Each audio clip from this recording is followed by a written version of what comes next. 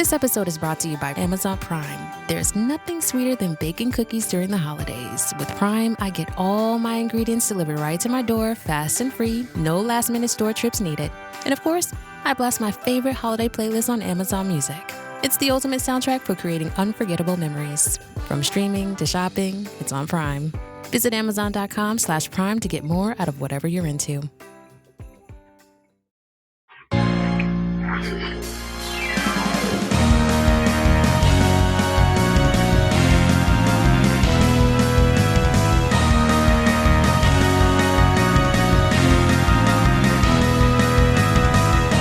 Welcome to the Supreme Resort, Land v. World, a podcast about Disneyland and Walt Disney World, and which is the Supreme Resort.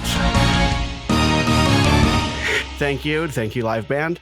Each episode, we will discuss and explore each resort, ride by ride, land by land, park by park, gallon by gallon, to determine which is better. I'm your host, Dan, and thank you for joining me on this quest to help find the greater good of humanity. And so answer this long, elusive question. I have read these words before. Which is better, Disneyland or Walt Disney World?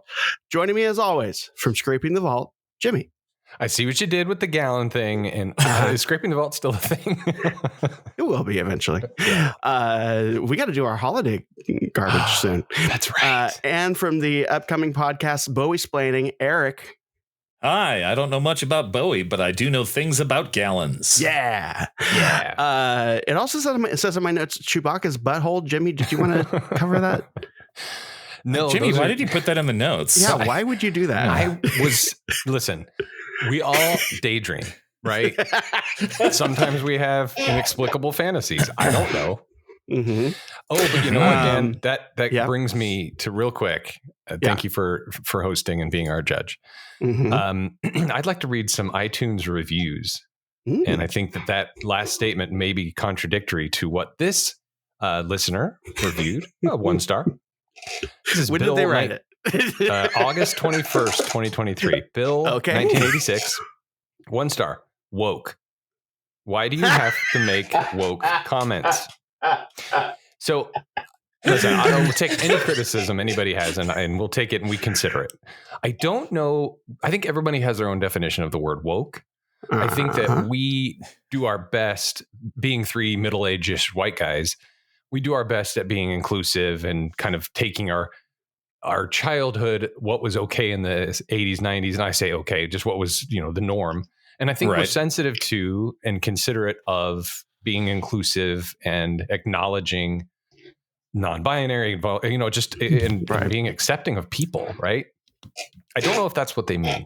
Do you guys have any thoughts? Reviewer, if it makes you feel any better, I've said many times on this show that I am playing a character. I actually love the Beatles very much. And I've never even been to a Disney park before. I don't know what they are. I hear that they're very expensive. I mean, I just like miniature golf. I like putt-putt. That's really all I'm into. Right. So wait. You're going on record saying that you call it putt-putt? Yes, I do. And I call soda I'm pop. off this show. Like, for example, so many listeners. I said Columbus Day, and you said no, it's Indigenous Peoples Day. I don't know if that's woke. I'm not sure. I don't know. Which woke thing did we say? I don't know. And by all means, reviewer, please let us know what you mean. Again, we don't want to offend anybody. I think we're largely unoffensive, but maybe that's why we're woke. Maybe because we're not offending people. No, and in that case, I'd like to say to all the Jews out there. Oh, God. Sorry. I got another one. Ready for this? Okay, here we go. Brit M1019. Great podcast. We really love the spirit of this podcast and appreciate all of the research that goes into each episode. The hosts are funny. The concept is great. Agreed so far. And I always learn something new. It's not a news podcast, which is refreshing. Lots of fun Disney facts in each episode. It's definitely a must subscribe and must listen. All that said, sometimes I have to skip forward for minutes at a time to get through the inside jokes and laughing fits. Today, I did that for 14 minutes of an episode. Totally love and appreciate that they're having a blast recording and that definitely makes it more enjoyable to listen to. But it'd be helpful if they either cut some of that out for us listeners or give timestamps in the show notes for when the meat of the discussion actually begins. I like that idea. I like that idea a lot. Chapters are, I mean, they're not that hard to drop in. Agreed. I thought about it. So I think we should maybe moving forward try to do that. And Eric, you can take a break from the postings, but we can think about doing that. And thank you for the feedback. And certainly, you're right. Yeah, I think I can build that in when I'm doing the editing. We don't even need to do that in Megaphone. I think. I'll have to look into it. I feel personally attacked by that. We all laugh. Just kidding. That's 5 stars. Thank you very much. 2 more. MS Passel. Ms. Passel? Ms. Passel. Mm-hmm. She says he met, I don't know, 467,983 stars. Wow. I don't like to pit Disney World and Disneyland against each other, but I'm so glad this podcast does. I love listening to Disney nerds just talk about how much they love Disney. Thank you. Finally, from Peanut Butter. Great podcast. Love your podcast. All the details are, and banter, thank you, make it lots of fun. I'm a DW fan, Florida resident, and recently listened to visited Disneyland. Wish I had stumbled upon your pod sooner. I would have focused on the details and charm of Disneyland, rather than comparing it to Disney World. Listening to your pod makes me look forward to revisiting Disneyland and hopefully a first visit to DCA, my next visit. Thanks for putting in the research and helping me realize neither park is better, just different. Well, that's the show, everybody. Peanut Butter, I hope that there was a custodial cast member available to sweep up your vomit when you saw the tiny castle. And I love giving you to my dogs because they look delightful as they try to lick you off the roof of their mouths. Peanut Butter, that is. Yes. You get it, Jimmy? Not the person. Does Jimmy get it? I think Jimmy's somebody was country frozen. internet is frozen. Yeah, Jimmy hasn't moved for a little while. There he is. Hopefully people still hear the words coming out of my mouth. So that was Jimmy's segment, Chewbacca's Butthole. Thank you for that. You're welcome. Jimmy, what's going on with, or either one of you, what's going on with Concierge? We have a new client, listener, Casey, who's definitely male. Made that mistake via email. Casey has booked a Disneyland package. Lives in New York, I believe. Booked a Disneyland package for November, and just he and a friend. So thanks for listening, Casey. Look forward to continuing our conversation. We do a touring plan and everything. And you're sure that they live in New York and not New Jersey, because you don't want to make another similar geographical Let's mistake. Just say they're East Coasters. There you go. Okay, that's too woke for me. You need to be more specific. He was right. They're regionally they them. That's right. Okay. Anyway, that's all the business I have. All right, cool. Eric, do you have any business? How's Bowie's planning going? Bowie's planning is going great. We might have a logo. We've got 1 episode in the can, and I've got lots more cans to fill with episodes. We have so many cans. So many cans. I've been buying lots of cans from Goodwill. Yes. And Facebook Marketplace. Anybody got a can? I'm coming over. I'll pick it up. Yeah. It's probably worth noting that Concierge has a new podcast. In case you needed another podcast. And it's called Ears to the Kingdom. It is a travel planning tips podcast hosted by a couple of concierges. Notable podcastorian Lynn Barron from The Sweep Spot, which you would not know that name because you don't listen to the episodes he's on. Not many people do. Ears to the Kingdom. It hasn't come out yet. Oh, yeah, but how did you listen? How did they listen to it? They probably mentioned it. Okay, yeah. Coming soon. Ears to the Kingdom. Travel planning tips for the Disney parks. Go ahead, Dan. Sorry. Oh, that's fine. Because we have, hold on, there we go. There's my notes. Hi, notes. How are you? Business. Because the writer strike is over, we are returning to our previous format of thank God researching things. I know. Thank you, Lester, Kelly, and Huel, our head writers. Yeah. We didn't want to mention anything because we are corporate tyrants, so we didn't want to acknowledge it. But no. We're back, and hopefully when the actor strike ends, the people who usually play us will be back, and everything will be back to normal. Back to normal. This time around, we are doing the case of the Finding Nemo rides, Submarines versus Omnimover. That is Finding Nemo Submarine Encounter, the ride at Disneyland, and The Seas with Nemo and Friends starring Nemo, the ride, the pavilion presented by Wonder Bread. And if I remember correctly, you're Jimmy. Yes. Mm-hmm. Okay. And you're Eric. Mm-hmm. Okay, thank you. I'm playing myself this time. You do a knife fight? Is that how this works? We'll see. Okay. Dan's not used to host. It's been a while since he hosted. Right. This is the old show concept where we knife fight over the internet. That's right. Oh my God. May as well have. It got real tense. It did get a little tense. It got real tense. So Jimmy, you are arguing for the Nemo Submarine Voyage, kind of a can, right? A submarine is a kind of can. It's a kind of a can, I suppose. It's a long steel tube of sorts. That's a can. I'm learning that there's this place. It's like the uncanny valley of callbacks, where if it's too soon, it's not funny. It's literally been a minute, Dan. Like, what are we calling back to? See, that's it. And Jimmy wasn't the one who had episodes in the can and was not buying cans. Oh, that's right. Okay. So let me comedy explain you. Is that a new podcast? Yes. Comedy explaining. We invite famous comedians on and we tell them why they could do better. That's actually some of my favorite episodes of Hollywood Handbook, is they would have a comedian on and they would play another comedian's set as though it was them, and they would be like, so why did you do that? Anyway. So, I have a couple of friends in a group chat, and we were commenting on how many Disney podcasts there are, specifically ones hosted by concierges, and that we should start a new podcast that just criticizes the other Disney podcasts. I mean, that is the next level of what we've been doing anyway. That sounds mean. Yeah. Well, it's not woke. Well, it's true. There you go.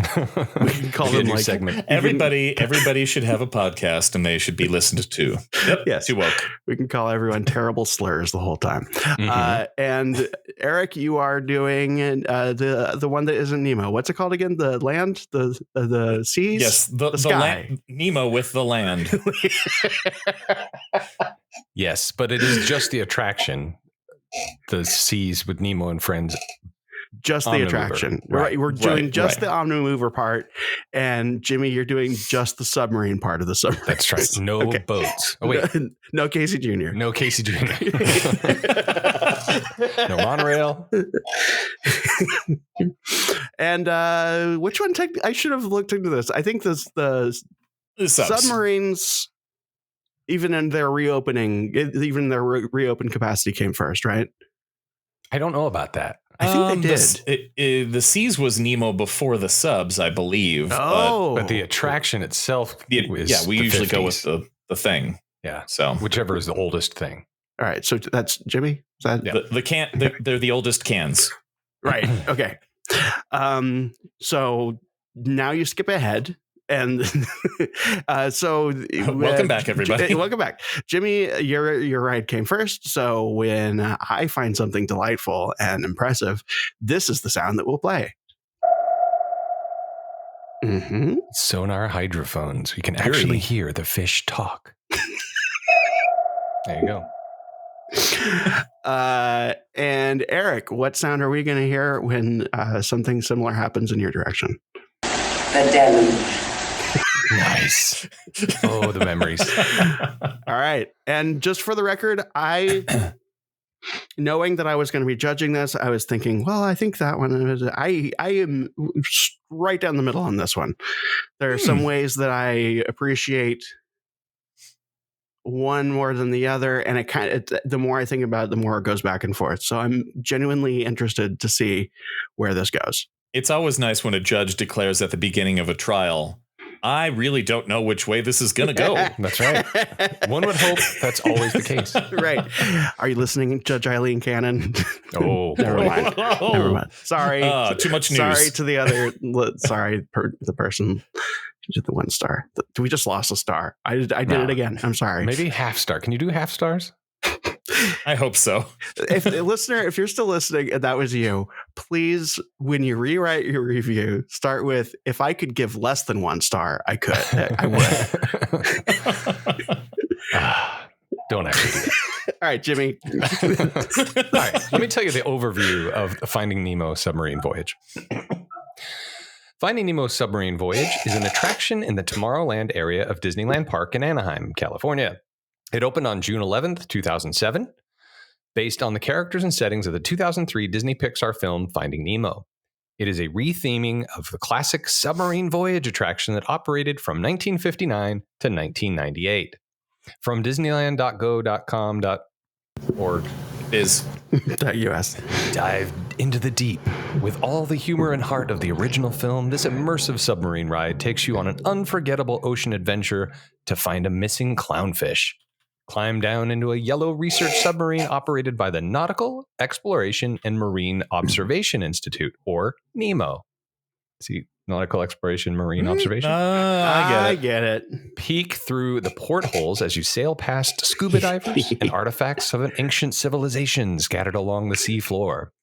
Some familiar fins soon swim into view. It's Nemo and his turtle pal Squirt, with Marlin and Dory hot on their trail.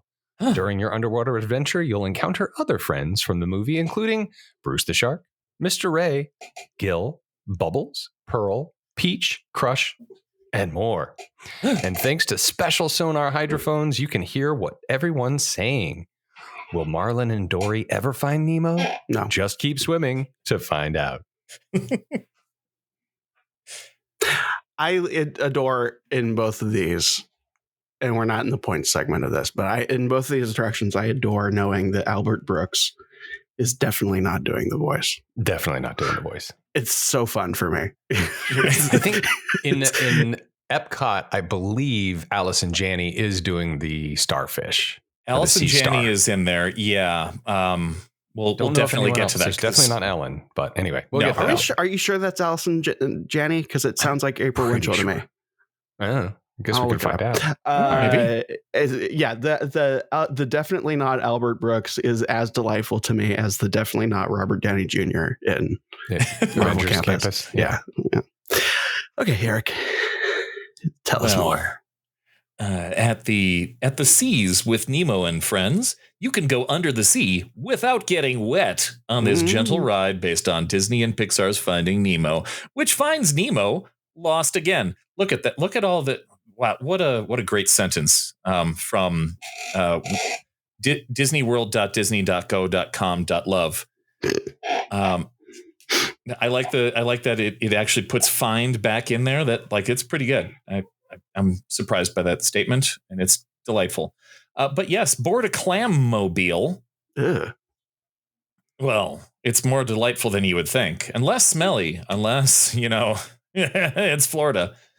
Did they really call it a Clammobile? It is called a Clammobile. This Omni Mover ride is called as Clamobiles. How There's many just one M. Okay. One M. Clammobile. And that's a T, right? What's a T? Chamomile. That's the tea that makes you sleepy. That's chamomile. Yeah. Okay. No, different one. Okay. Yeah. If you want chamomile tea, it's basically just chamomile, but some clam juice. Yeah. Some canned clam juice. So it's like Clamato. Ooh. Yes. That's what Clamato is. Ew. Okay, listener, thank you for skipping ahead. We have to skip ahead again. Right. Timestamp. Okay. And the show begins now. Okay. Welcome to the Supreme Resort. I'm Chaz Cool Guy. Hi, YouTube. There we go. Just keep swimming until you find Nemo. There's not a whole lot else to say that Jimmy didn't already say, other than This is an Omnimover attraction that takes you through a large aquarium instead of getting into a can. So yes, we'll get into this when we get into the ride, but there's a concept called, I think Tony Baxter coined the phrase book report ride. Yeah, it's a book report for sure. Right. And I think there's probably elements of that in the submarines as well. But anyway, we'll get to that later. It may or may not be the same show. Same non-screens. Yeah, a little different. I am extremely excited to find out how those things work. I am as well. Yeah. Hey, me too. we're all looking forward to learning this week. Okay. As we prepare for the show that we're telling you about now. Correct. Is it history time? Yeah, go for it. Wait, I'm the host. Hold on. Sorry. Is it history time? Eric, have you finished your overview? Sure. Okay. Great. I would love to hear the history of each of these rides in the same order that we did previously. Excellent. I'm the host. Welcome to the show. Judge Dan. Yes. You cannot discuss the history of the Finding Nemo submarine voyage without discussing the history of the original submarine voyage. And you can't talk about the original submarine voyage without discussing the shortest lived attraction ever in Tomorrowland. That is, of course, Phantom Boats. I thought you were going to say we're going all the way supposed back. to say. Rocket Rods? No, the Utopia. The Utopia. Yeah. That was by Small World. Fantasyland. So the Phantom Boats people Utopia. Many of you maybe have heard of Phantom Boats before. I know I'd heard of it, but I had no idea what it was. I had no frame of reference of where it was. It turns out, and this is from an article by Todd James Pierce on a website called Disney History Institute, which I did not know existed. Oh, I love Todd James Pierce's podcast. What's it called? The Disney History Institute. Aha. So, unironically, it's a really great show. I'm sure. So this, I've taken some things out because this short article is describing a photo, and this is an audio medium. So I took out some of the things that it's talking about. Okay. So he says, as long as we're on the subject of boats, I recently was going through a box of 1955, 1956 Disneyland slides and found a nice, never before published image of the shortest lived attraction at Disneyland, the boats in Tomorrowland. These boats were housed in Tomorrowland Lagoon, which is roughly where the submarine lagoon is now situated. Originally called the Tomorrowland Boats, they opened to the public July 1955. Designed as an attraction where young pilots could motor a boat around the lagoon like an aquatic version of Autopia, the attraction soon proved problematic. Oh, really? How so? Yeah. Well, first of all, the fiberglass boats were poorly designed, particularly in the engine compartment. The enclosed motors quickly overheated as young boaters tried for speed. With the boats then towed back to the dock. To add to the problems, these motors also threw off a lot of smoke. Over time, Disneyland formed two solutions to these problems. One, engineers redesigned the back end of each boat, enclosing the motor, which limited ambient smoke but increased engine heat. And two, park operations added an employee to pilot each boat to ensure the boats didn't overheat. These are 2 or 3 person boats, by the way. The park also renamed the boats the Phantom Boats. With this, the boat attraction became a money loser for the park. On peak days, the 14 little boats required 14 employees to operate them, each boat carrying 2 or maybe 3 guests at most. The Phantom Boats turned their final lap around the Little Lagoon in August 1956, a little more than a year after the park first opened. When the attraction first opened, the banks of the lagoon as well as the island were bare dirt. Can you imagine? I found the boats beautifully styled, especially with their bat ray tail fins, but a beautiful vehicle design by itself is not enough to keep the attraction open. The boats in Tomorrowland were the first attraction to be removed from Disneyland. To put this in perspective, another troublesome Tomorrowland attraction, the Rocket Rods, lasted nearly 3 years. The Phantom Boats lasted just 1. Wow. And what a beautiful 3 years that was. Okay, so strap in. There is a book called The Disneyland Story. We've referenced it. We've referred to it in the past. And in all of my research for submarines, all of it was succinctly-ish encompassed by Mr. Genoway in the Disneyland story. So I present to the court the pages about the submarine voyage from the Disneyland story. Are you ready? Wow, we've never come with evidence. This is the most official court proceeding we've ever done for evidence. So we're clear, and this is proper citation. What you're about to do is read from this book. I'm about to read from this book, the Disneyland story. It's 4 pages. All right. It's interesting. It's all encompassing without a lot of unnecessary details, with the exception of the detail of everything that happened on the Submarine Voyage attraction. Stop me if you get bored. Eric, do we have reading music? Hang on. I'll find it. You start reading, and I'll pipe in some music. Okay. This chapter. Okay. Chapter 5, Walt Disney's Disneyland, 1959-1966. Mm-hmm. Page numbers. Page number 154, starting on 154, ending on 158. So, listener at home, you can read along unless you're driving. That's right. In which case, pull over the car and get your copy of this book out of the glove compartment. Of course, is in the glove compartment. Right. Okay, so the subheading of this is Give 'em a Real Show. One of the most unusual Disney attractions ever created was the $2.5 million Submarine Voyage, which opened on June 6, 1959. Submarine Voyage was born of an attraction that didn't make it off the drawing board. Dick Irvine's glass-bottom boat ride over a picturesque lagoon in Tomorrowland was similar to the boats that attracted tourists to Catalina Island near Los Angeles. Sorry, by the way, listener, I hope you all realize at this point, we could have had Asher do this, so you're welcome. You're welcome. So often happened, Walt saw the proposal and had a different idea. No, let's do a real submarine ride. Let me see if I can do a Walt voice. No, let's do a real submarine ride. We could also have had Walt do this. No, we could have. Yes, we could have. In post. Walt continues, let's take them down and give them the ports to look out of. Give them a real show. The ride was inspired by the United States Navy's participation in the international exploration of the Antarctic for the International Geophysical Year 1957 to 1958. The event that spawned 3 segments on the Disneyland television show. Antarctic, Past and Present, 1956, Operation Deep Freeze, 1957, and To the South Pole for Science in 1957. At one point, the Navy... So it sounds like you weren't going... The going beneath the North Pole thing, while it might have felt arbitrary to someone who wrote it in the 80s, it was connected to something. It is, and I'll go into more detail about that. Okay. Oh, at more one detail. Point, the U.S. Navy wanted to sponsor the ride, but Walt said no. He did not want to become involved with government bureaucracy. Instead, the sponsor was General Dynamics, a firm closely associated with American nuclear submarines. According to a press release, by the way, General Dynamics, the guy, C.V. Wood, where he worked.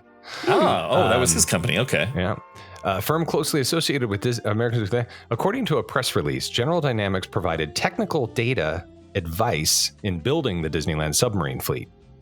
Bob Gurr did the initial drawings and adapted the look of the USS Nautilus. You hear that? The USS Nautilus with a conning tower and portholes. Engineering of the submarines was a challenge. He gathered as much information as he could with the assumption that these submarines would actually submerge 6 feet below the water. Ooh. Gurr thought he could power the boats using a cable system.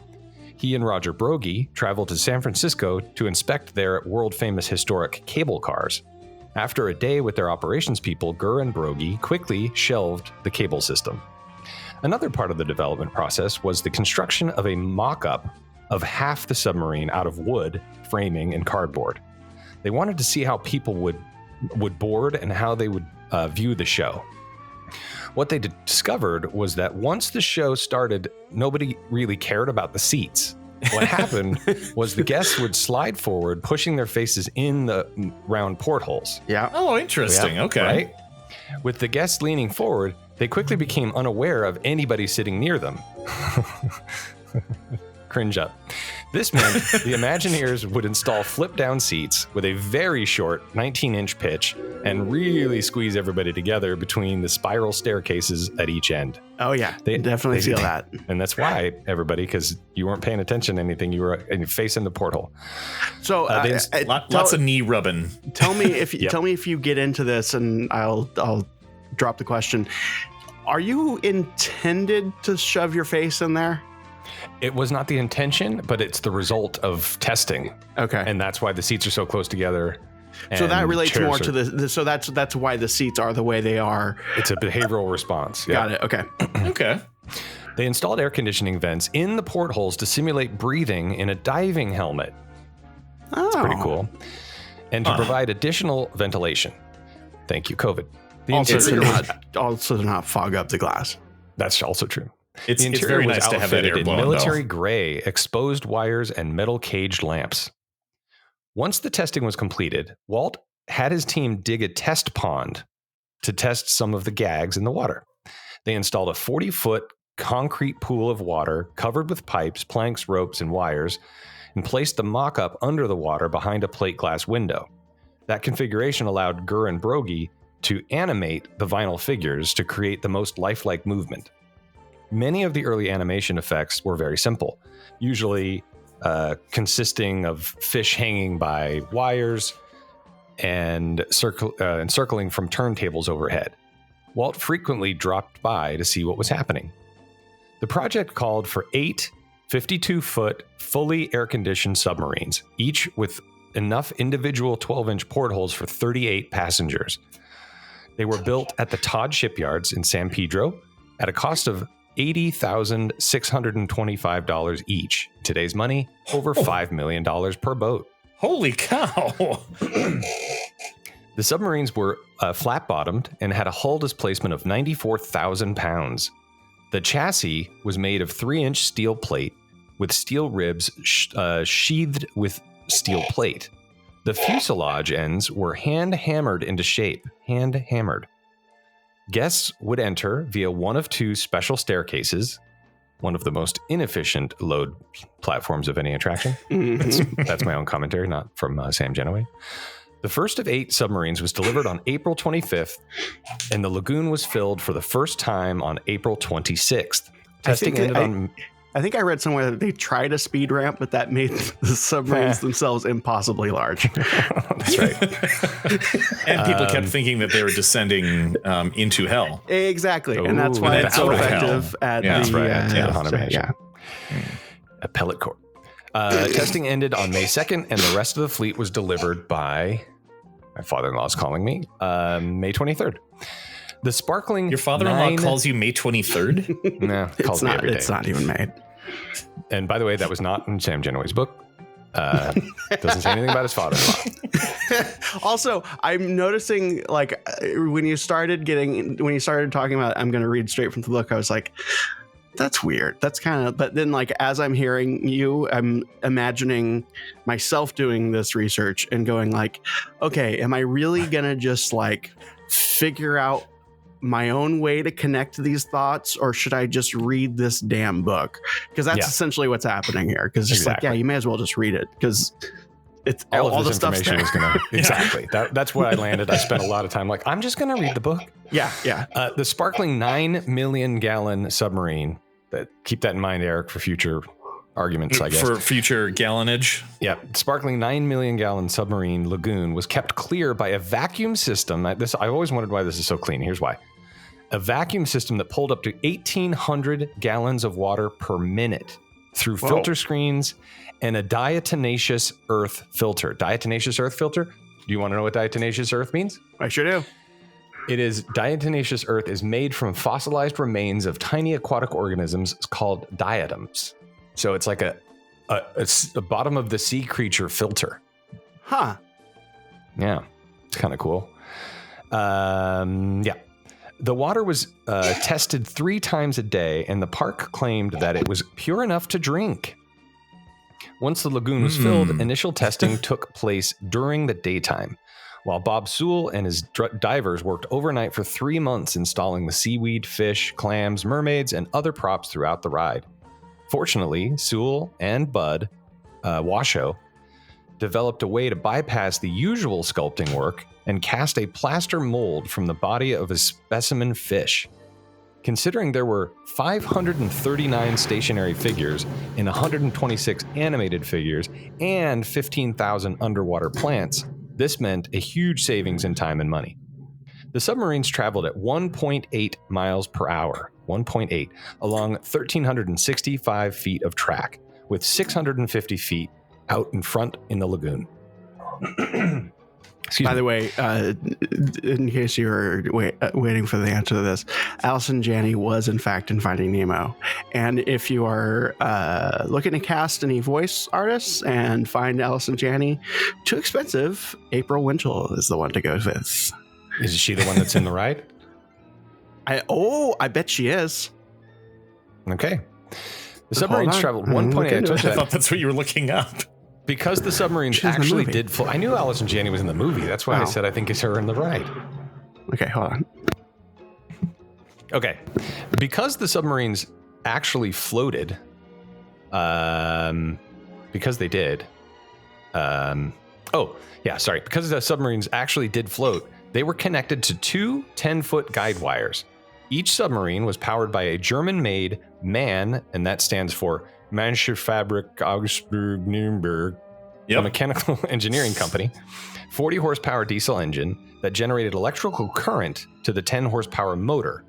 It was selected by Admiral Joe Fowler because it was especially quiet. The sub had a 34-inch 4-blade bronze propeller. Each boat was named after a U.S. Navy nuclear-powered submarine, including the Nautilus, Seawolf, Skate, Skipjack, Triton, George Washington, Patrick Henry, and Ethan Allen. Also great furniture. Walt called it the world's largest peacetime submarine fleet. There's a story about Nikita Khrushchev. I don't know if it's a famous story that he wanted to come to Disneyland and they wouldn't let him. They said, basically, the government said, we can't keep you safe. And Walt was very upset he couldn't go because he wanted to show him his submarine fleet. By the way, Allison Janney is the voice on the ride. Nice. As a submarine pilot, a cast member was responsible for controlling the forward and backward movement as well as the speed. I always wondered that. So the pilot is actually controlling the movement and the speed. And he, at the time, was responsible for keeping a certain distance from the submarine in front of him by watching the running lights. He also advanced the narration tape. Huh. Yeah, so that markings like our podcast? Mm-hmm. That's right. Okay. It's in there pressing pause on the old tape machine. The adventure lasted 8 minutes and 15 seconds. A lightly themed loading dock was placed underneath the monorail platform. Lightly themed. To allow passengers to board the submarine, they had music ramp playing, is what that means. That's right. Lightly themed. A ramp was lowered from the dock to the boat, which led to a spiral staircase to each of the seats. To reach the seats is what I meant to read. The very tight turn of the staircase added to an authentic cramped feeling, that is for sure. Once the guests were seated, the hatch was lowered and the thud and tightened down.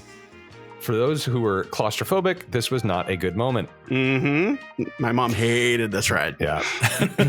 When the submarine left the dock, a torrent of air bubbles rapidly passed by the portholes, providing the illusion that the craft was descending. And it did. It scared the crap out of me when I was a kid, until I learned that you could just look up and see the sky. All of the sets and effects were a mirror image to serve both sides of the submarine. The combination of floating figures, both close up and far away, created a sense of great depth. The lagoon was filled with anglefish, bonito, sea bass, and crabs. Guests would encounter lobsters fighting, quote unquote, and observe a fight between an octopus and a shark. Giant clams, like those found in the East Indies and Australia, sat on a seabed. A simple visual effect was the kelp beds being stirred up by passing subs. As the submarines approached the waterfall, moray eels popped out of crevices frighteningly close to the portholes. Remember those too. The rest of the attraction was placed inside a huge hidden reinforced concrete parking structure. It was a reinforced concrete parking structure is what they built. Huh. Wait a minute. Yeah. So like behind... like the area where they kind of like pull the The sub out for maintenance? I don't know, but it was built not as a parking structure, but that's what it is. Like it wasn't an existing parking structure. That's a weird choice of, maybe he means that that's also where they would park the subs. It probably at night, is, so right? So they can go 9A. Right. So, all right. The roof was almost 1 acre. Bill Evans wanted to landscape the roof to hide the building. So the roof was capped with 5 feet of earth at the center, tapering off to 2 foot at edges for drainage. Guests would not be aware that below the landscape were sea serpents, a giant squid, whales, and lost ships in the sunken city of Atlantis. As the ride progressed, the captain suggested that a storm was approaching and reassured the passengers that the sub could dive below the storms. However, the captain pointed out, other craft have not been so fortunate. The illusion was enhanced by the roar created by the waterfall that was used to hide the entrance to the show building. The submarine was equipped with some hydrophones that allowed guests to listen in on the deep sea creatures. The first scene inside, go ahead. The captain was Paul Frees. Was it? Oh, yeah. I can't believe I didn't know that. Yeah. And by the way, the tottering columns. Whenever the few times that the bubbles didn't work, you saw why they were there. Yeah, right? Yeah. Oh, good point. The first scene inside the building was the graveyard of lost ships. Remnants of broken Greek, Roman, and Viking ships were scattered amid the coral reef. A group of treasure-seeking divers struggled with a treasure chest lighted by a satellite submarine. From there, this is what I was going to get back to, the submarines recreated the historic voyage of the actual USS Nautilus, which left Hawaii on July 22nd, 1958, on course for the North Pole. On August 3rd, 1958, at 11:15 p.m. Eastern Daylight Time, Commander William R. Anderson informed the Nautilus crew that they had reached the North Pole. That is Jimmy, what you're trying to recreate. let me give you a flashback to some of the earlier days of this podcast. Yeah. But that's not the same because you're going to Anaheim, so minus 17,000 points. That's before we did more than 1 point. Oh, that's the point of the ride, is it's recreating the actual thing that happened. These boats were based on the USS Nautilus, and this is what the USS Nautilus did. Well, then I'm going to continue to give you flashbacks. So then, if they really wanted to simulate that, this would be an Adventureland where you already have a Hawaiian theme. So whatever you say, you're right. Sure. As the narrator recounted the story, guests peered through the portholes. This is the last page, by the way. Okay. Peered through the portholes to see the blue and white glow from the bottom of an iceberg. As the submarine dove deeper, the captain explained, "Here in this realm of eternal darkness, nature has provided her creatures with their own eerie luminescence." Swimming near the boat were fluorescent jellyfish with giant teeth and illuminated hooks dangling from their mouths. If that is not frightening enough, the 50-foot giant squid dragging a killer whale into its mouth did the trick. As the story goes, there was once a great island at the mouth of the Mediterranean Sea. It was there where man first rose from a state of barbarism to civilization. The lost continent of Atlantis was discovered with a satellite sub. What happened? The captain spoke of an undersea volcano as the boat passed over remnants of a crumbled ancient city. It's a shame they never had a movie about Atlantis. Oh, right. And they could have based this right off of it. Yeah. There were a giant statue of a foot broken off at the ankle and a giant stone head. Suddenly, red lights started flashing and bubbles were seen outside the portholes. The captain told his guests, "This confirms it. That seething mountain still denies rest to the civilization it destroyed thousands of generations ago. Helmsman, steer clear of the tottering columns." I can't believe that's By the way, Freeze. fun fact that is maybe not so fun. That line, when I went to Disneyland, it must have been like 85, 86-ish. I'm old. I went with a friend, and her sister brought a friend along, and that friend was talking over and over again on the drive. Now, mind you, this is pre-internet, pre-YouTube, talking over and over again about how she was really looking forward to the submarines because she had to get a quote for the word seething for her English class. I had that class. I did too. I did not do that assignment. Showalter. Showalter. That was great. I learned a lot of words. I definitely all the best words. I put up a lot of resistance against that class, but she was a wonderful person. Middle school teacher. Okay, everybody. This is Showalter. We love her. Middle school teacher. She married her husband.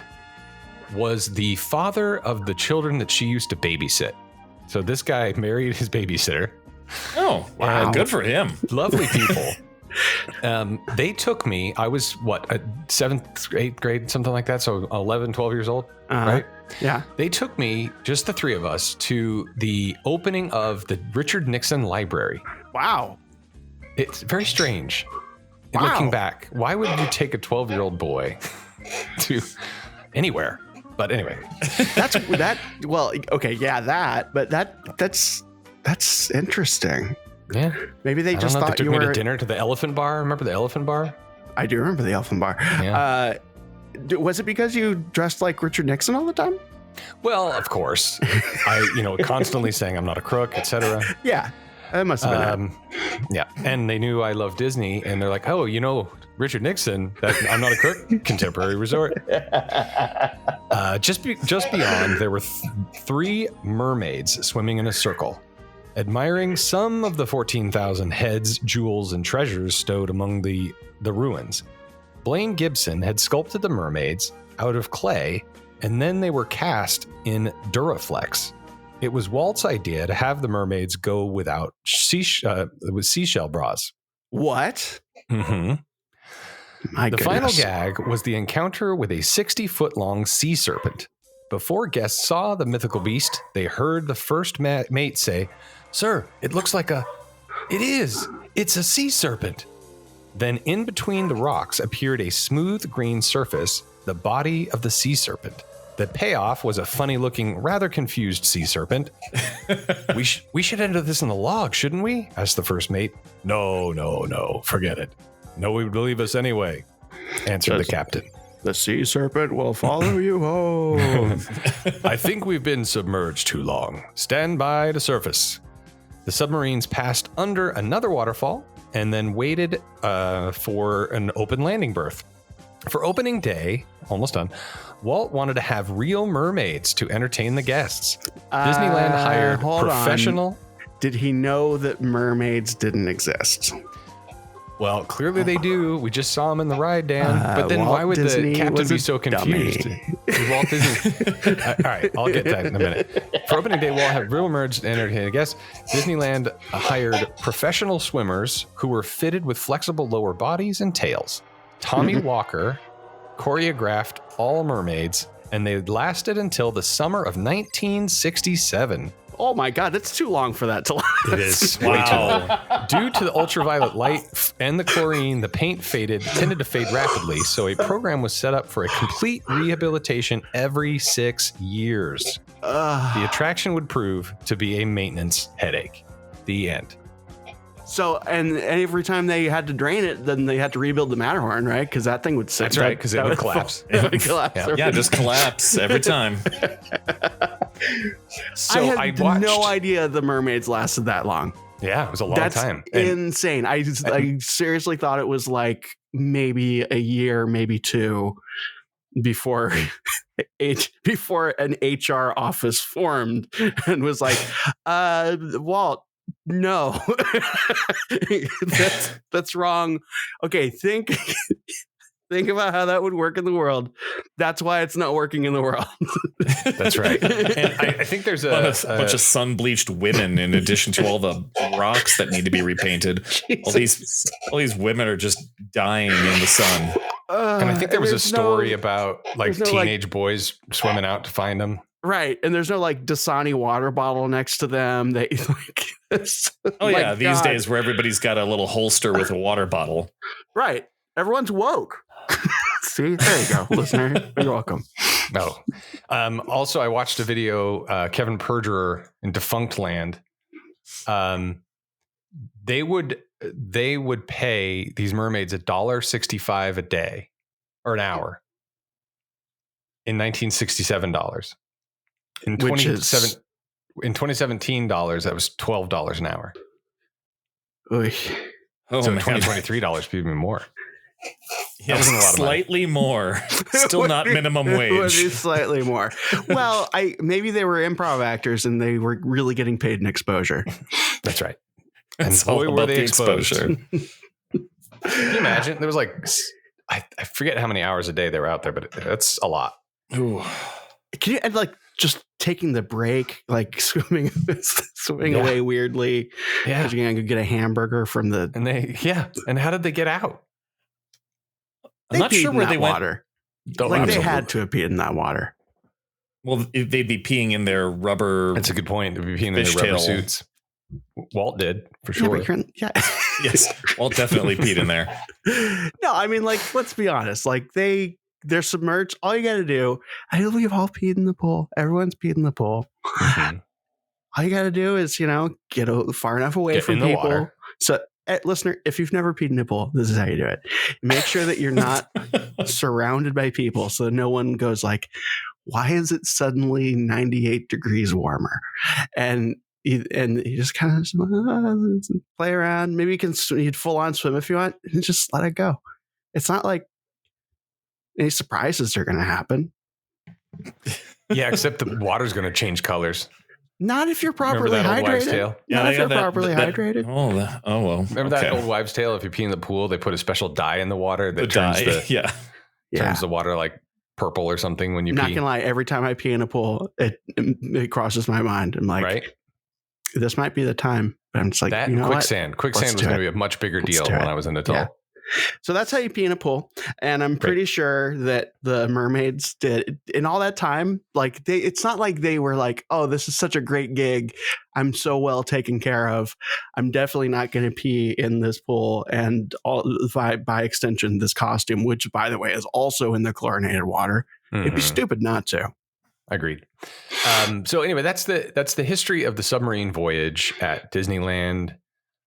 And I thought it was interesting. It's a good book. I have an audio version of it as well. And I just kind of listen to it. It soothes me. And it basically goes not a day by day, but like kind of year by year, what opened, what closed, a lot of Walt stuff. And then it takes you through after DCA opens, talks about Star Wars, The Adventures Continue, that kind of stuff. So it's a pretty good play-by-play of Disneyland. And It's good. It's a good book. Excellent book. Yeah. I should get Sam on the hub crawl. What about this show? That's where we audition guests. So that took me back a little bit to the creepy aesthetics of the original ride, which I miss and loved. Could be purely nostalgia. I don't know. Yeah. That's why I wanted to read it all, because it goes through the attraction that we love so much. And by the way, if you were interested, listener, Spectral Radio plays the entire show fairly often of the whole Submarine Voyage. Yeah. Both the original and the updated one, which is essentially the same. A lot of the same dialogue. Oh, yeah. Well, there's a lot of callbacks. And also, if you watch the original ride on YouTube, it benefits a lot from the weird quality of it. Because if you think about it, you would have watched it with your naked eyes against a glass underwater. But here you have the extra filter of it being probably VHS through the glass. It's like a copy of a copy of a copy in terms of like your connection to it. It totally works because it looks like just old footage of going underwater. Like you don't see some of the jankiness of some of the effects is lost in that translation. So it's pretty cool. As you were talking, I thought about how am I going to be looking at some of these things, and I have most improved, most impressive, and most effective as categories that I'm going to be looking at. Nice. I don't know that I'm there yet, but this is damn impressive. So in terms of, I feel like at least 2 points for impressiveness, and I don't know that the Seas will or will not surpass that. Woke is an adjective derived from the African American vernacular English, meaning alert to racial prejudice and discrimination. I'll tell you what it really means after we stop recording. Okay. Yeah.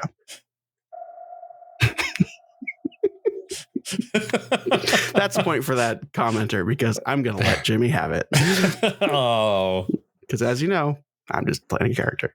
Eric, tell me about the history of the seas and their friends. All right. Well, since Jimmy read from a book, I'm going to read from a book.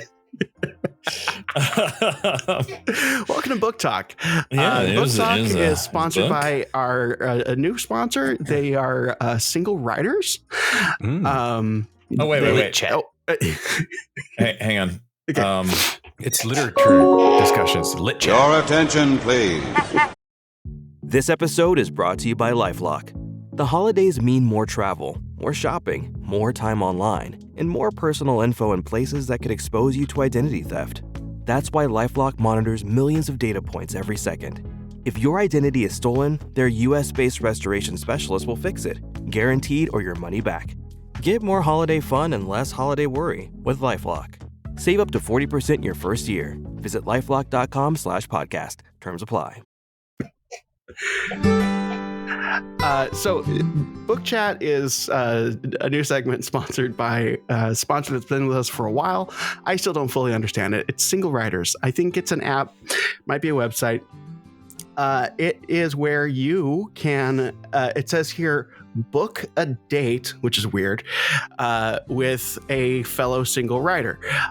It suggests fun fall time activities like reading a horror book. I feel like they're really leaning in on this reading thing, this book thing. It says here, Christmas is coming up. Have you thought of reading The Good Book with a new love? Oh, kind of weird, kind of aggressive on the religious part, but hey, whatever. It's still a little vague. I mean, so I guess what it is you download the app, you go to the parks, and you're like, hey, I guess I want to meet some stranger, and we can argue over like where to sit on Thunder Mountain or something. I don't know, but if that's something that you want to do, I think it's singleriders.co.ru.net.biz, or I think you get it in the App Store.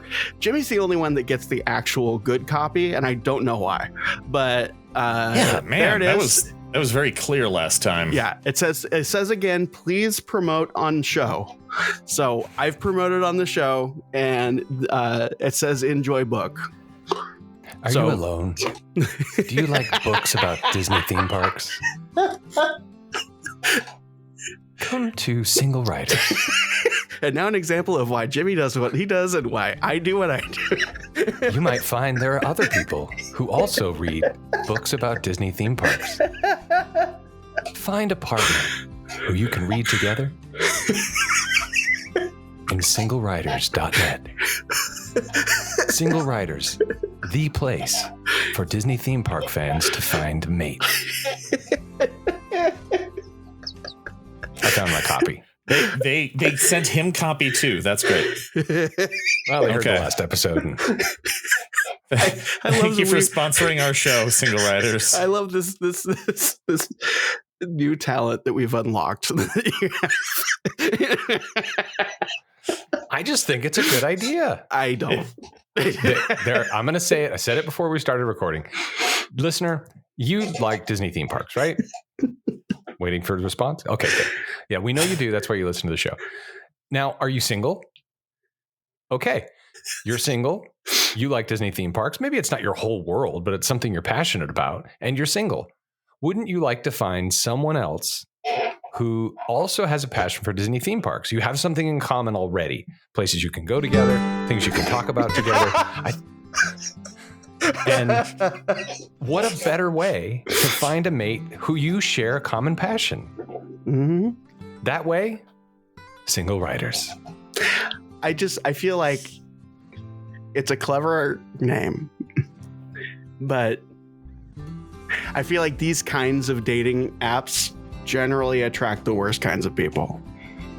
Oh, Disney theme park fans are the worst kind of people? No, I think that shots fired. I think it's These a cute people idea. Are paying us, Dan. Well, okay. I think it's a great idea. I in no way think that someone who is waiting for this specific product to engage in any kind of a online dating thing. In no way do I think that is a non-interesting person. Okay, time to skip ahead again. All right. Time to add, good ad read. Yeah. Thanks for adding your opinions on our sponsor, Dan. I'm just saying, if you are listening to this and you're thinking, again, that thing exists, it's our sponsor. If it didn't exist and you're listening to this and you're like, I think I'm going to make that because that's a really good, just please don't. Just please don't. If it didn't, where are these checks coming from, Dan? Trademark. I don't know how to say what I'm trying to say and keep reality alive at the same time. Singleriders.love. Move on. Right. Okay, the Living Seas. The Seas with Nemo and Friends started out as a different pavilion that opened not with Epcot in 1982. It opened on January 15th, 1986. Oh. So several years later, one of the latest additions to the park that was supposed to be part of the original park. Now, what's interesting... there's nothing interesting. Sorry, I shouldn't have said that. There's nothing interesting about this. Don't tell them that. Don't tell them that. Oh, sorry. This is a very interesting thing. There we go. Because it was something that was in planning for so long, Disney did a lot of promotional work around the Living Seas because they knew what was going into it. So in Walt Disney's Epcot Center, creating the new world of tomorrow. So I'm looking at a book. They lay out a lot of concept art that was completely not done. The original concept of the pavilion was going to be, they wanted to make a giant fish tank, which they did, but they wanted the pavilion to basically be inside a bubble in the center of this fish tank. And eventually that was declared to be not feasible. So they built a large fish tank and, wrapped the pavilion around it in different ways. Can I interject something real quick, Eric? Yes, you can. Remember we talked about, because I don't want to forget, the submarine lagoon has 9 million gallons of water. Mm-hmm. The Seas with Nemo and Friends is, by the way, the 6th largest aquarium in the world. Yes. And the 2nd largest in the United States, only smaller than the Georgia Aquarium. Right. And it holds 5.7. 5.7. Yes. 5.7 million gallons. At the time, it was the largest. That's right. Tank Until in the the Georgia world. Aquarium. Right. Sorry. Well, you're just skipping ahead just for the sake of saying that your lagoon has more water. Okay, great. Thanks, Jimmy. I'm sure they use diatomaceous earth to filter the Living Seas as well. And the manatees are just people dressed up as manatees. Yes. Yes, it's characters. Yes. They're characters in rubber suits swimming around. Definitely peeing in the manatee costume. Oh, yeah, yeah. And they're paid under minimum wage as well.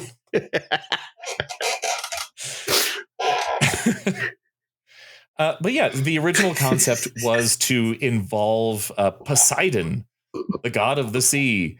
They pay them in cabbage, is what they. they're people who really, really like cabbage. That's how they got the job. Epcot's big on cabbage. Yes. I'm sorry. I'm listener. I'm sorry. Just welcome back because you skipped ahead. Okay. And chapter mark starts here. Chapter the original design. 57. The original design included this dark ride where Poseidon would push back the seas to allow your Omnimover inside the fish tank and basically go under the fish tank and into this big bubble.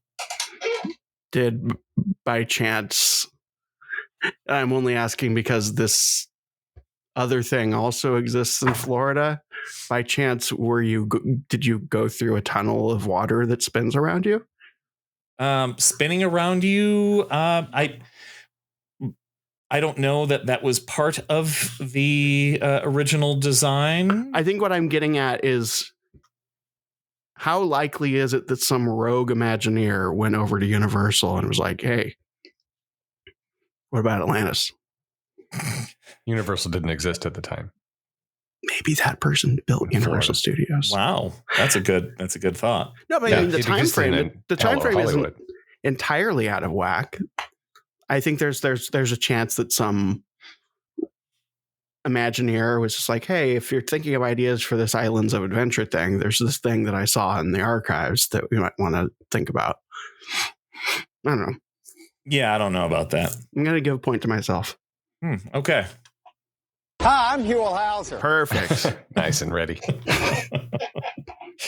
Well, so Poseidon would calm the storm of the seas and allow you to enter your Omnimover and head into the attraction.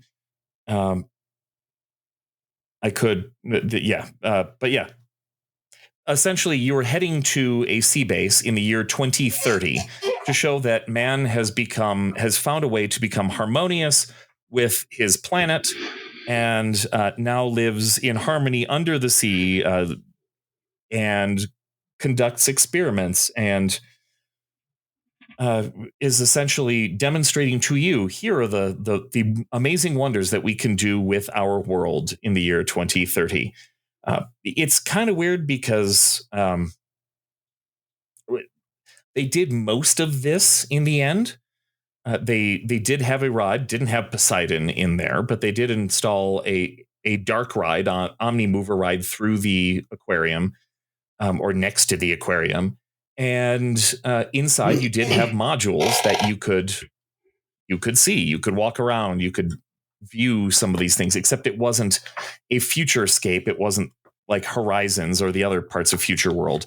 This was, here's what we're doing now, kind of like Living with the Land. These pavilions were designed to show off that this is what we're doing in the seas, and here's some experiments we can show you. My memory of the ride itself was in that incarnation was kind of like, okay, why is this a ride exactly? Like, yeah, it was more of a seated conveyance than an actual like ride in my memory. Right. In fact, I remember reading it was probably Birnbaum or something. Before going to Disney World, I remember reading someone comment that, like, was it Birnbaum 1996? It could have been, or I think it was. Wow, what was the unofficial guide? I think those were the two I had. Uh-huh. One of them probably unofficial guide because they weren't, up the ass with the company. They said, to be honest, if you go to the seas multiple times, you'll find that you just want to walk through the seas. Well, from the entrance to the actual exhibit, because there was that option. It was like eventually, eventually. Not at the start, right? Because I think a lot of people had that feeling of like, okay, I just sat through this whole thing, and now I have to take this ride. I can walk faster. I just want to go see the people dressed up as manatees. There you go. Well, the way it actually opened in 1986, you would first come in and enter one of two theaters to watch a short film called The Sea, which is where my sound came from, The Deluge. The film was essentially an exploration of Earth in its earliest days, and how water came to be and how the seas were formed. As the narrator says, it rained and it rained and it rained. I just realized something that we need to address in terms of figuring out most improved. And okay, Jimmy's playing peekaboo. I know you're there. I have object permanence. Sure you do, Dan. Now I haven't for a while, but I got it. Came in the mail. Objectpermanence.com. In order to determine the most improved, we need to figure out, are we counting this as part of the ride? It's the queue, isn't it? Well, this was the pre-show. So I'd say it's the queue of the original ride. I agree. You realize that this doesn't help you in the long run. But listen, I want this to be as objective as possible. I know, Eric. It doesn't help Eric for most improved. Interesting. Because they got rid of. But good point. Is it more improved? I don't know. I mean, I don't know. I haven't gotten to. I think what he's saying is you're going to find that maybe the Nemo queue is more improved than is your queue because it was so cool before and now it's not. I think that's what he's getting at. I'm saying if we're including the hydrolators, if we're including the all part of the queue, if we're including the film, which was that wonderful like fear and embrace science thing that I love so much. Yeah. If that is counting as part of the ride, I cannot say that yours has a good chance of winning the most improved category. But the ride itself, as you pointed out, is nothing. The ride itself is nothing. It's you're going past. That's fair. And an aquarium. I mean, it's a case to be made, and I'm not there yet, but it's just a thing that I encountered that you might need to do some heavy lifting around. Okay. Would you like me to make a case? Absolutely. That's what we're here for. Would you like me to continue talking? Please. Okay. So I just wanted to get that out of the way because I was looking at that in my notes. I'm just like, oh no, I forgot that the front end of this used to be like all of my favorite stuff. Oh, of course. Yeah. And yeah, when it comes to most improved, the as we'll get to it, the current Nemo queue is interesting. They've got diving equipment and such, but it's not distinctive. Mm-hmm.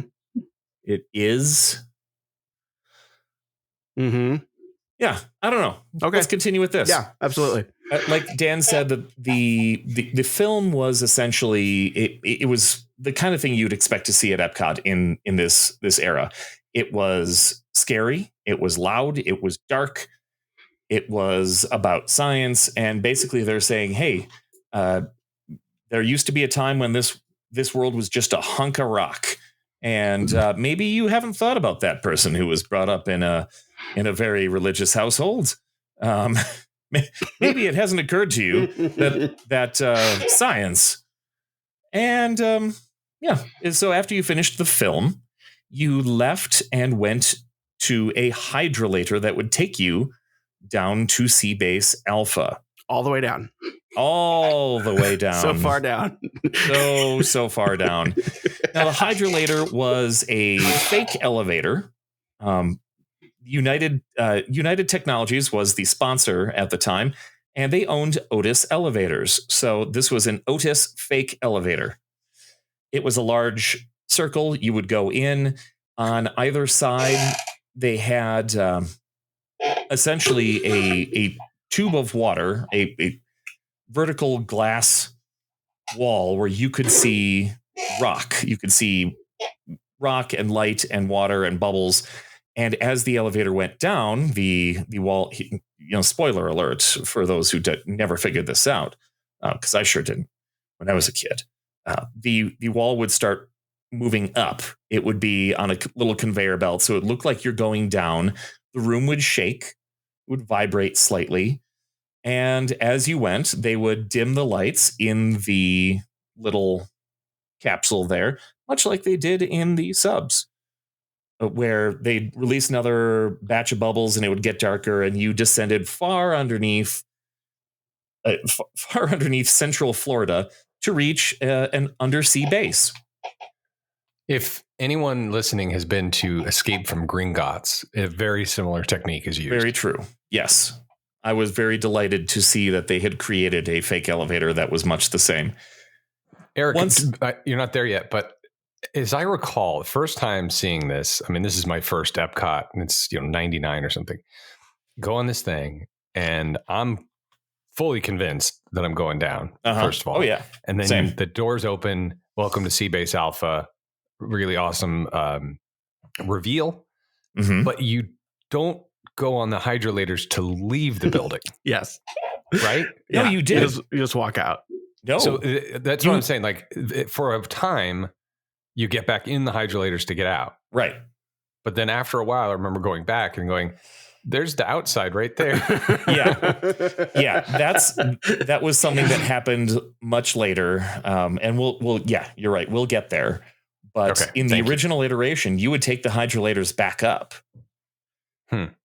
leading to a rumor, a long, one of those things that just kind of lives in park lore, that someone had sued Disney because she claimed she got the bends coming up the hydrolator. Right. Really an underrated album, by the way. Totally.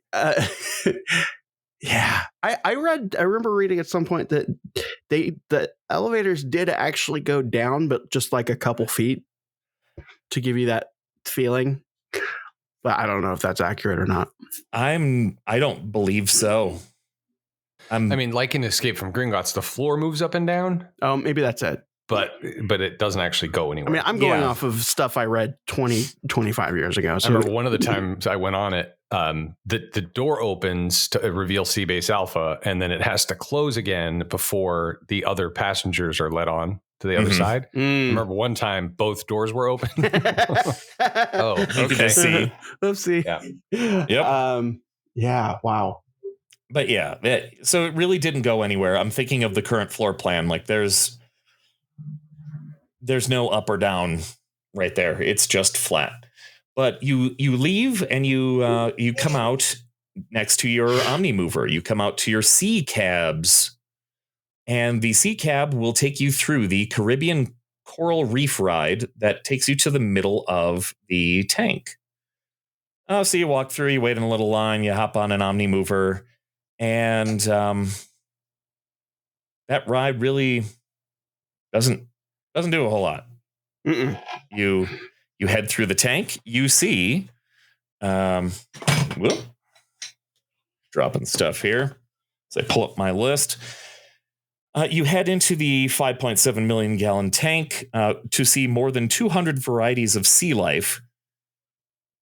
There are more than 5,000 individual organisms in this tank in general. And sea bass, parrotfish, puffers, barracuda, butterfly fish, angelfish, sharks, hog snappers, dolphins, and stingrays. So there are a lot of different. It really is a massive undertaking, and we're not really talking about the tank because we're talking about the ride. Right. But suffice it to say, it's a big deal. This is something that was unprecedented at the time to build such a large tank that, we're talking at 8 inches thick acrylic. I'm sorry. For the walls of a tank. And that's massive. This thing is huge. And it's living. There's so much in there. It's a place where you can actually dive. You can go into it. In Seabase Alpha itself, the fake Seabase, there are multiple modules that you can visit. There's a central lock, a vertical tube, another can, where you can see every few minutes they'd have not every few minutes, probably every 15 to 30 minutes they'd have a diver enter the tank and give a little speech about what they're doing. I've just dove in, everybody. Well, they would talk about the tank and what they were doing in there, and here's how we feed the fish, and here's how we clean the tank, and here's how we get in through this thing. And it's not really how you enter the tank, but you can. In my memory, and this is going to sound like a criticism, but I don't think it is.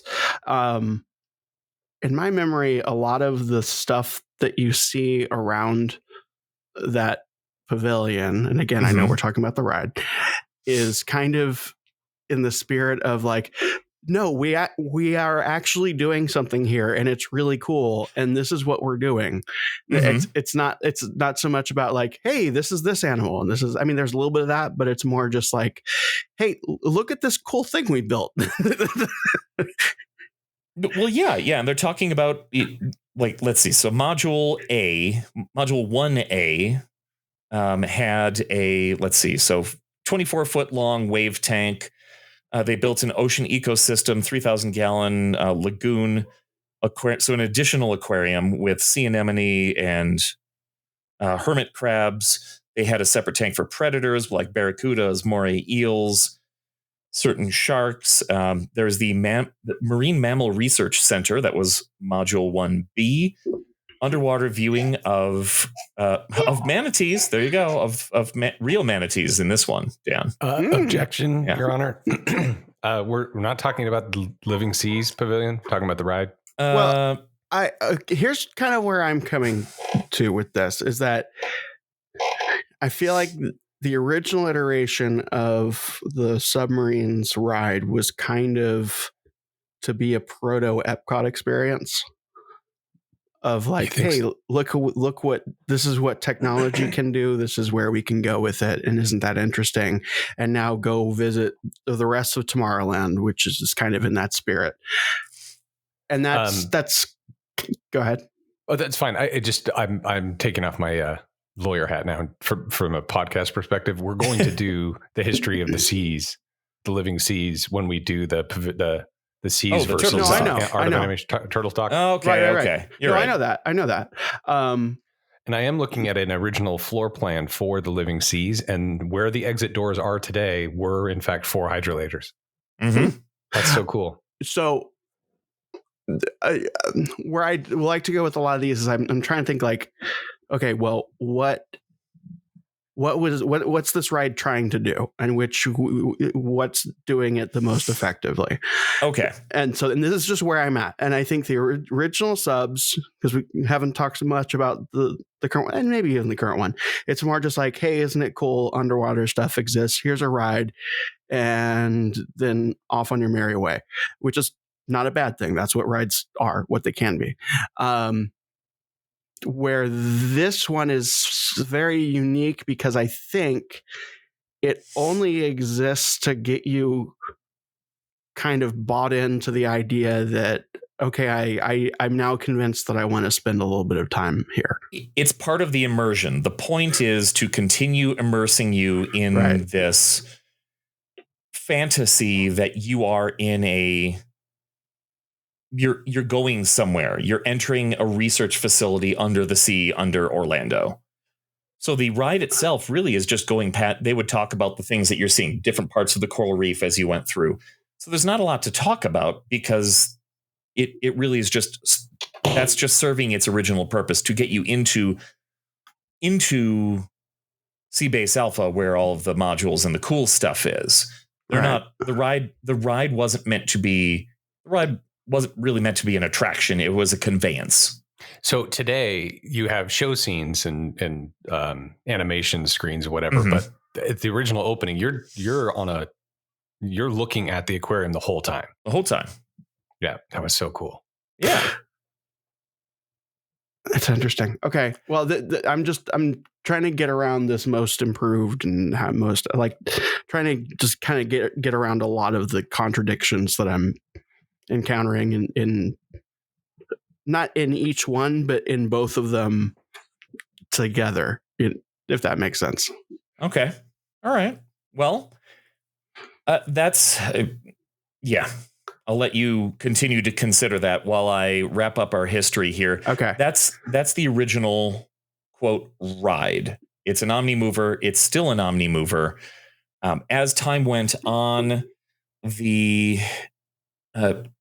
basically it stayed the same almost completely until 1998 when United Technologies dropped their sponsorship. So immediately, as Disney does, they removed all the sponsor info, but they closed one of the theaters and allowed a pass-through directly to the hydrolators. So you could skip the movie and go straight to the hydrolators. On October 21st, 2001, imagine the state of the parks in 2001. Mm-hmm. Mm-hmm. They closed the sea cabs altogether. They left the hydrolators. They left the hydrolators. Once you got out of the hydrolators, you got to basically take the wheelchair bypass route to get to the aquarium. So there was always a way to walk through, but they generally restricted that to people who couldn't get onto the Omnimover. Right. While you went through, you could see the sea cabs on their track in the adjacent tunnel, but they were not moving. And you just walked to the sea base. 2003. It's depressing. Yeah. Oh, yeah. 2003, Finding Nemo hits theaters in May, and in December, they started changing the exterior of the pavilion. In November of 2004, Turtle Talk with Crush was added. We're not going to speak of that here. That's how we get there. Okay. Yeah. 2005. So one of the modules, they just added Turtle Talk.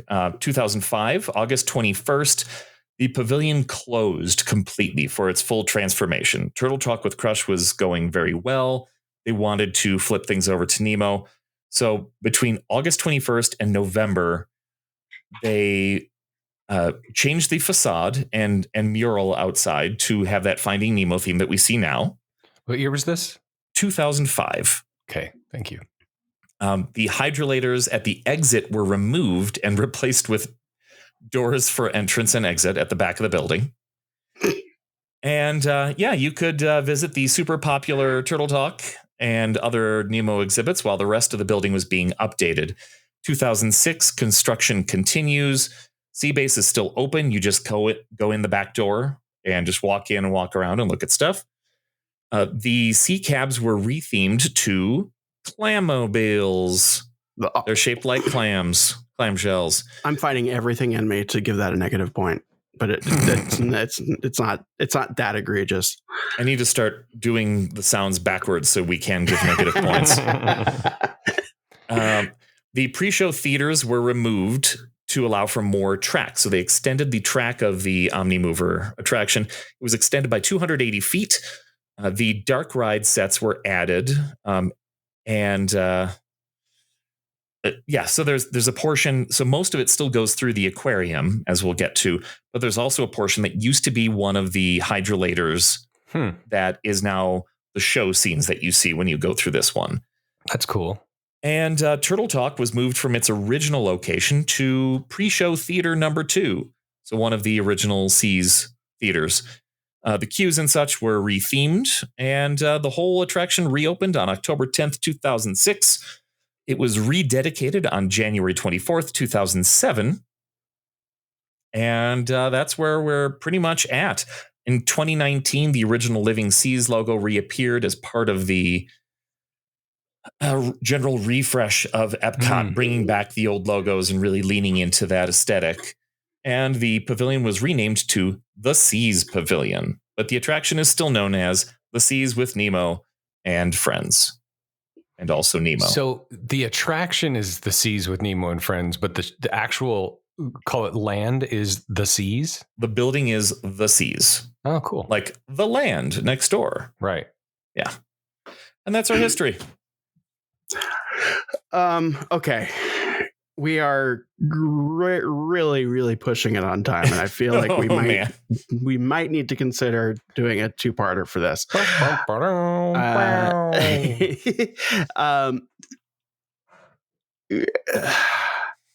This is tough because that is super. I gave the subs 2 points for being impressive, and this one is also super impressive.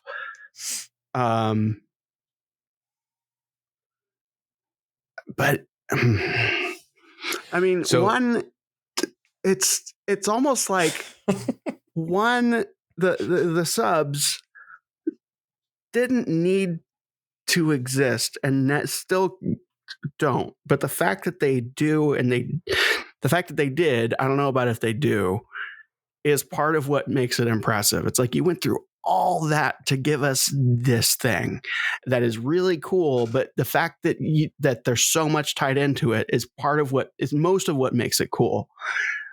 Where this one, it's almost like you do need a seas, but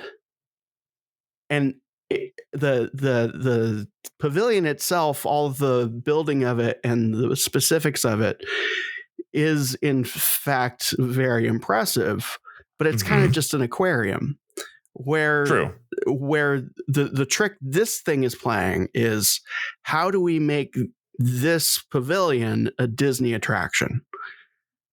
And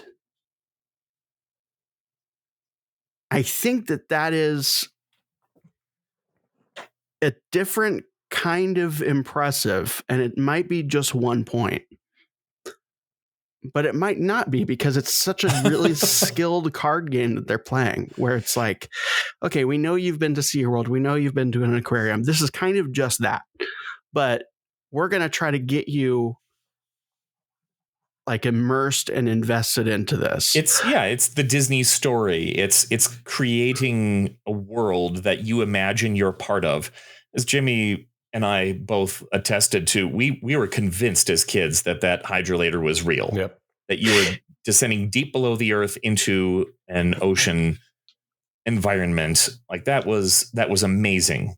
And yeah, the first time I saw somebody open those emergency doors and it's just bright Florida sun, I'm like, what? Why? For the record. Yeah. First time I went, I was 21 years old. And you were convinced, huh? In my mind, I was convinced, but it doesn't matter. And I guess you must have been there right before. So you did walk. Was that after they had turned off the ride? I remember doing the hydrolators. I don't remember exiting out of the hydrolators, but that could be, I don't know. I conflate a lot of trips. I think, there was still a back door that you could leave through. Yep. And I guess where I'm stuck is that if all that still existed, I could figure out a way to make this a tie right now. But it doesn't still exist. And it's kind of, and we are just talking about the ride, right? Right. Right. I mean, it's impressive, but it's kind of like, I mean, it's just a ride. It's just, I mean, in its current form, there are parts of it that are impressive. We'll get to the actual and we'll probably ride. get there. Yeah. We'll probably get there. But just as it is now, I think it's going to be a 2-1.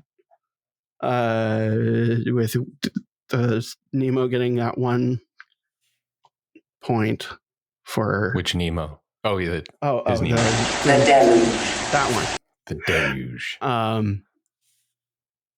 Yeah, I think you're right to split it up. Okay, because that was a lot. Yeah, it was a lot. I mean, so listener, huge areas. Yeah. A little peek behind the curtain of why we're doing this. Obviously, they're both Finding Nemo themed rides, and both Turtle Talks are also Nemo themed rides. We couldn't do Turtle Talk because we hadn't done. How did we land here? We want to do the Hollywoodland officially, and in order to do that, we have to cover the Art of Animation building, which has Turtle Talk, right, and therefore we would need to do Turtle Talk in the seas. So we need to cover the seas, which ultimately that episode's not going to be a Turtle Talk episode. It's going to be an animation versus the seas pavilion, right? Because Turtle Talk is the same at both places.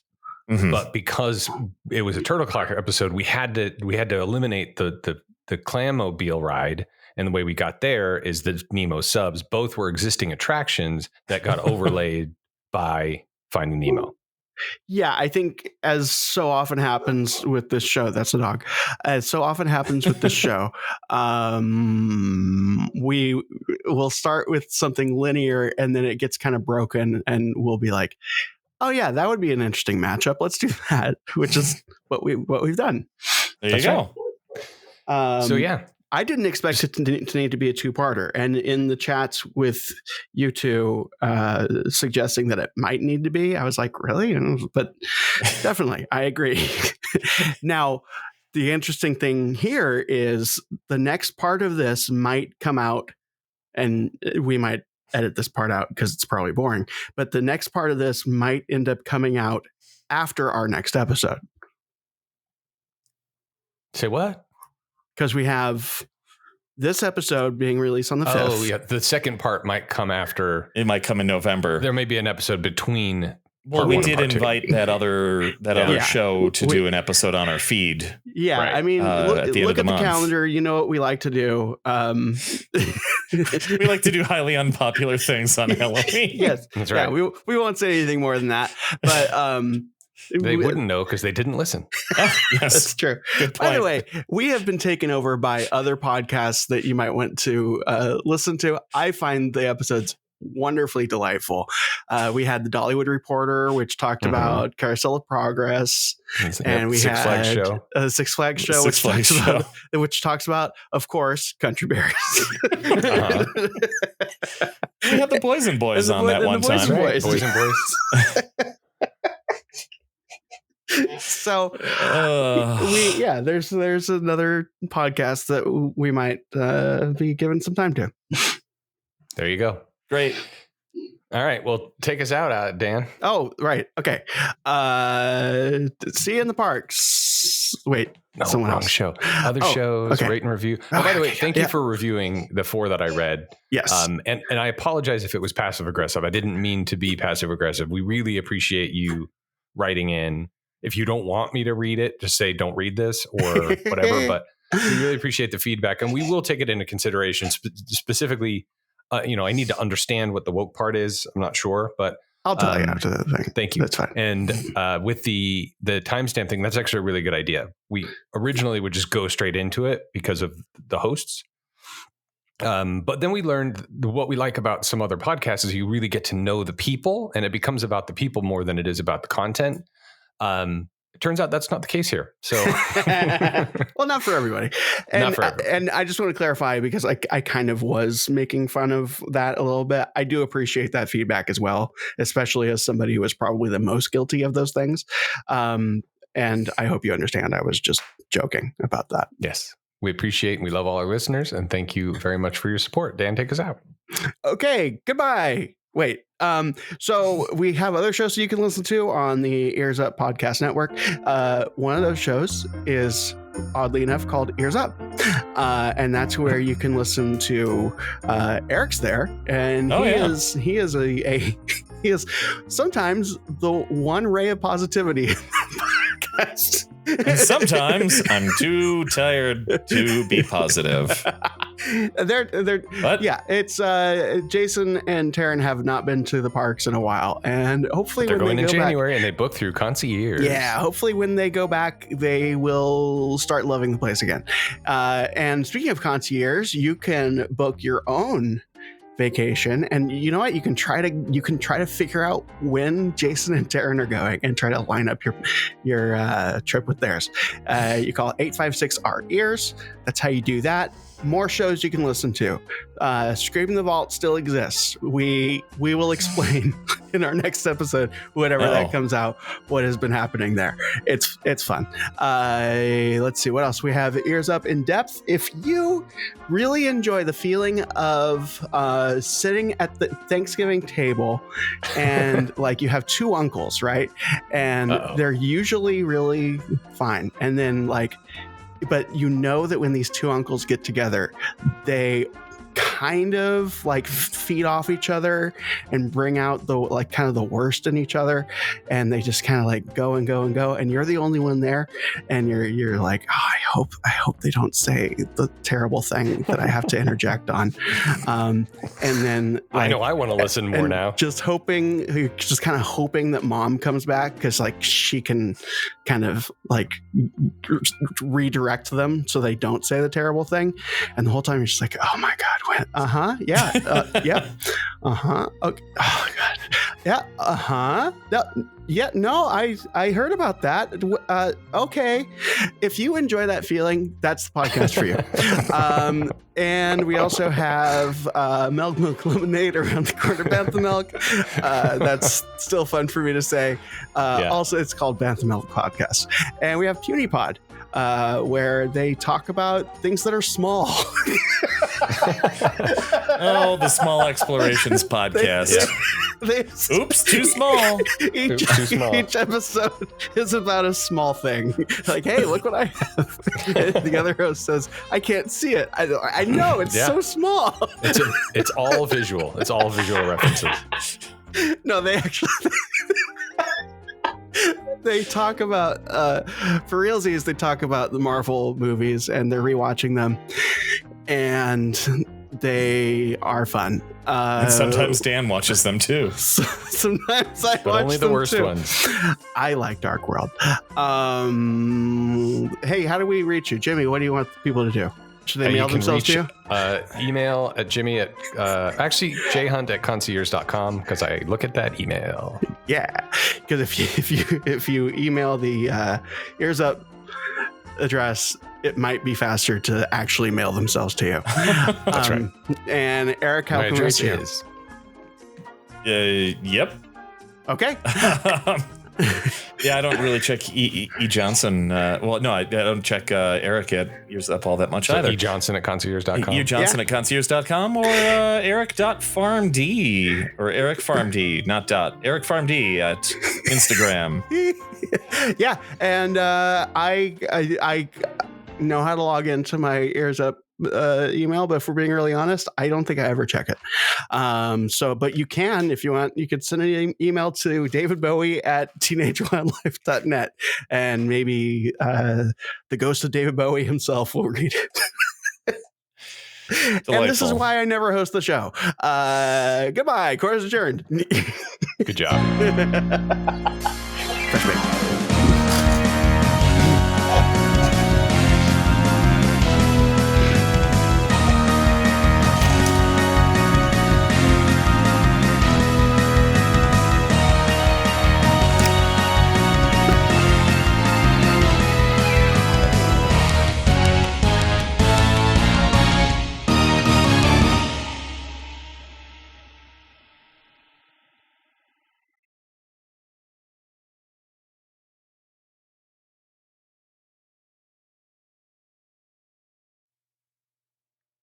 By the way, podcasting 101.